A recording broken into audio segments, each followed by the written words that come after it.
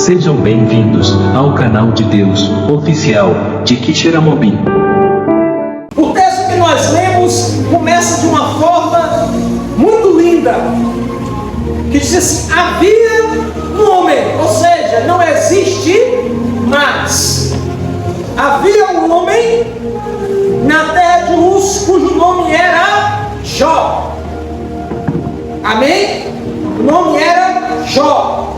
E esse homem, ele tinha algumas características bem interessantes. Primeiro, esse homem, ele era sincero. Ele era um homem sincero. A palavra sincero, ela vem do grego, significa sincera ou sem máscaras. Ou seja, Jó, ele era um homem de uma personalidade forte. Ele era um homem que ele era na frente do vizinho de um jeito e de trás do mesmo jeito. Jó, ele era sincero. Jó, ele não era aquela pessoa que na frente era uma coisa e por trás era outra. Jó, ele era aquela pessoa que ele mostrava realmente quem ele era. Quem ele era. Jó é sério. É você na frente da irmã Nilda falar que ama ela, que quer que Deus abençoe a casa dela, que diz: eu estou contigo para orar, e falar: irmã Fatinha, nós estamos juntos na oração, irmã Inglesa, nós estamos juntos no altar, nós vamos pagar o preço, Deus vai abençoar, Deus vai salvar a tua casa. E quando a irmã não estiver lá e você dizer, né, Deus vai salvar a vida da família dela, Deus vai mudar a história dela, porque eu estou com ela orando e estou pagando o preço, e Deus vai agir. Só que dentro da igreja tem muita pessoa que dá aquele abraço de urso, que abraça, mas querendo furar as costas, que toma Santa Ceia, mas depois vai para a casa do vizinho falar mal do irmão. Ainda diz que é porque Jesus me usa. Será que é Jesus que usa mesmo? Está na igreja rodopiando, falando língua estranha, pulando, sapateando, tendo visão. Meu Deus, se Jesus tivesse aqui, ele era mais santo. Mas quando sai da igreja, fala mal de todo mundo, vai para as calçadas fazer panelinha e ainda diz que vai morar no céu. Isso não é ser sincero. E por que Jó chamou a atenção? Primeiro, porque ele era sincero. Segundo, característica, ele era reto e temente. Ou seja, Jó era um homem que não se desviava. Ele andava no caminho que ele escolheu. E nós escolhemos um caminho cheio de espinhos, um caminho de luta, um caminho em que a porta é estreita, porque o próprio Jesus disse assim: apertado e estreito é o caminho que conduz à salvação, e poucos são os que vão pular, mais largo é a porta e o caminho que levam à perdição, e muitos são os que vão por ela. E Jesus disse assim: eu sou o caminho, a verdade e a vida. Ou seja, ele está dizendo: quem anda em mim não pode desviar, quem está de mim não pode dobrar para a direita nem para a esquerda. Ele disse: aquele que quiser vir após mim, tome sua cruz, negue-se a si mesmo e siga-me, porque eu sou o caminho. Ele não se desviava e ele era temente a Deus. Irmão, filho, ser temente é o contrário de ter medo. Há uma diferença entre ser temente e a diferença entre ter medo. Medo e temor é diferente. Amém? Primeiro, porque temor está relacionado a respeito e consideração. Quando o filho ele tem temor ao pai, quando a Bíblia diz: corrige o menino com vara e ensina o caminho, quando ele crescer ele não vai se desviar. Quando o pai ensina o caminho, ensina a respeitar, ensina a criança a ter valores, quando ele estiver grande, que parte,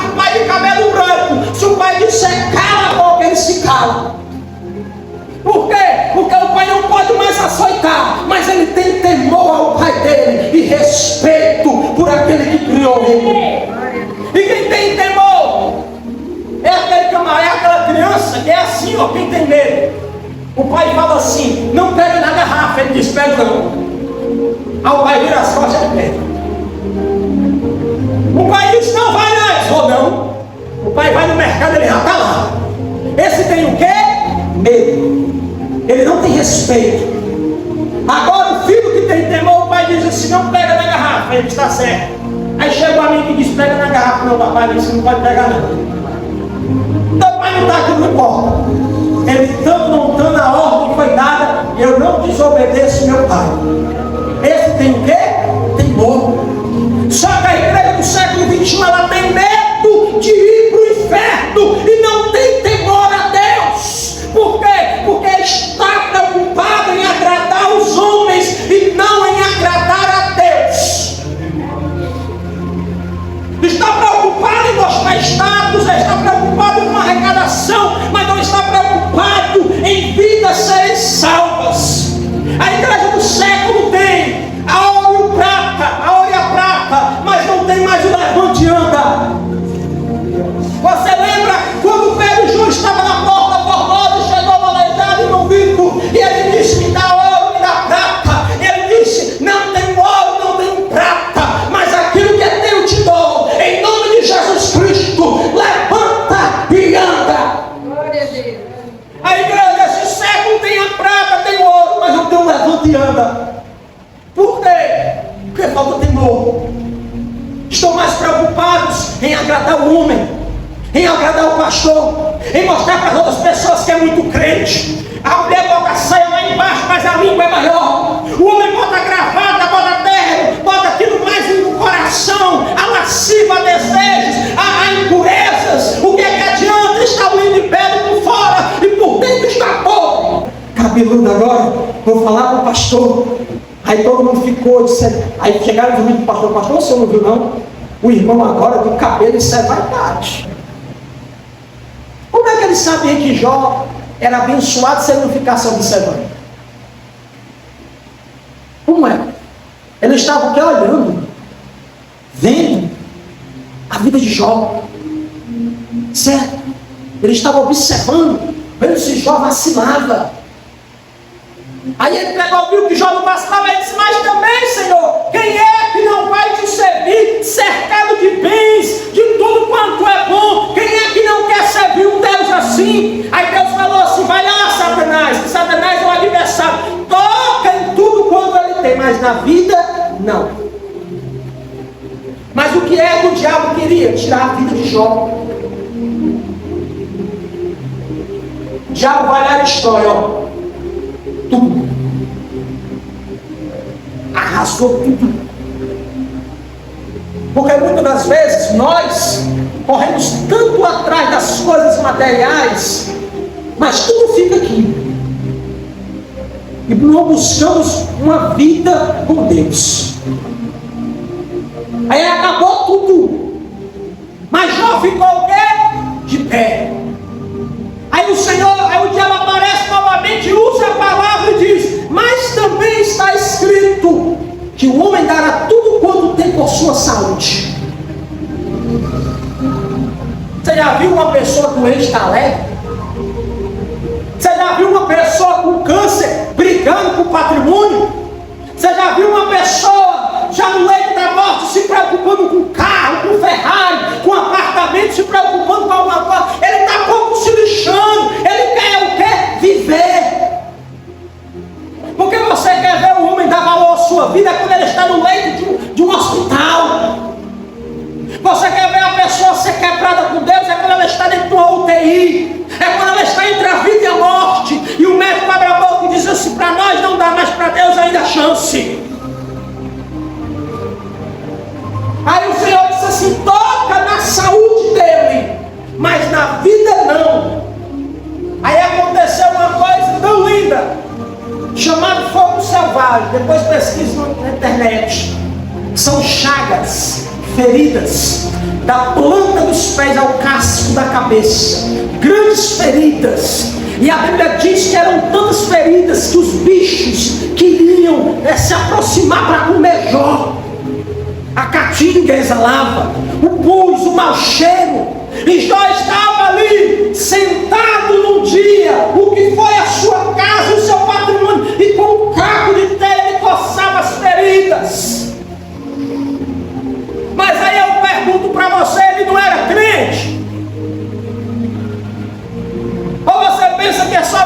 que passa prova.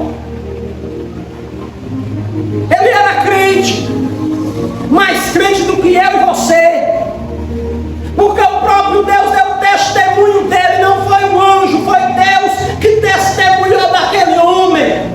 E aquele homem que era fiel a Deus, que era temente, que era dizimista, ofertante, que vinha aos cultos, que participava de tudo, agora ele está sentado em cima do que um dia foi o seu patrimônio, e simplesmente a sua mulher, que era para o apoiar, ela diz: homem, homem, amaldiçoa este teu Deus e morre. Sabe o que é que Jó diz? Mulher, tu fala como uma louca. Deus me deu, Deus tomou. Bendito é o Senhor. Aí o diabo já estava assim, ó, ele vai blasfemar agora. Agora ele vai chutar o pau da barraca. Aí Jó diz: bendito seja o Senhor. Ele me deu e ele tomou. Aí o que acontece? E eu pergunto para você essa noite, para a gente já estar encerrando: quem está no controle? É Deus ou o diabo? Não existe queda de braço entre Deus e o diabo. Eu botei no Google uma vez: Deus e o diabo, tinha Deus com a mão assim e o diabo com a mão assim. Isso é uma palhaçada. Deus não tem adversário. Deus não tem adversário nem impedimento, porque tudo foi Ele que criou e tudo está na mão dEle. Agora nós temos adversário, que é o diabo. Ele sim é o nosso adversário. Ele sim que quer nos destruir. Agora Deus não tem adversário. Aí a Bíblia diz que quando Jó enfrenta as maiores provas, ninguém entendia aquilo que estava acontecendo, nem ele. E às vezes nós estamos no meio de um fogo cruzado, prova daqui, prova dali. É o gás que se acaba, é o aluguel que atrasa, é o pagamento que não sai, é o emprego que perde, é a doença que bate a porta, é o botão da morte que bate, e as coisas parecem que é assim. Quando vem o primeiro problema, vem tudo para cima, o pneu da moto, tudo, perde o emprego, perde tudo, parece que uma coisa chama a outra. E muitas das vezes o que a gente faz? Murmura, reclama, e não sabe dizer: Senhor, a Bíblia diz: em tudo dai graças a Deus. A Bíblia diz que Jó orou pelos seus amigos. Quando ele orava pelos seus amigos, Deus mudou o cativeiro de Jó. E Deus restituiu em dobro tudo quanto ele tinha, mesmo sem ele entender porque estava passando aquilo. Nós temos que aprender a aceitar a vontade de Deus. Se Deus nos levou ao deserto, é porque nós temos que passar pelo deserto. No lugar de nós se afastarmos de Deus, nós temos que se aproximarmos de Deus. Jó olhou para a mulher dele e disse assim: mulher, tu fala como uma louca, não aceitaria. Meus irmãos, a gente vai junto. Amém? Quem quiser ir vai ser abençoado. Quinta-feira temos culto às 19 horas e domingo às 18 horas. Amém? E eu quero que você entenda uma coisa: o culto, ele não começa na igreja. O culto começa na nossa casa, certo? A nossa casa tem que ser uma extensão do altar de Deus. A gente tem que ler, a gente tem que orar, porque a gente tem tempo para tudo, menos para Deus. E outra coisa, o nosso irmão Valdemar, ó, vai viajar amanhã, né? Vem cá para a gente orar por você.